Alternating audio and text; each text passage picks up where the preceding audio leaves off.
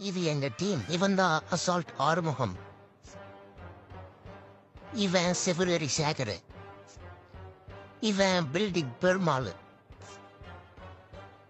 கூண்டு கோபாலு. சைனா வாழ் Seenu. Car Ganesa. Roof Rolex. சேசி செல்லத்துறை.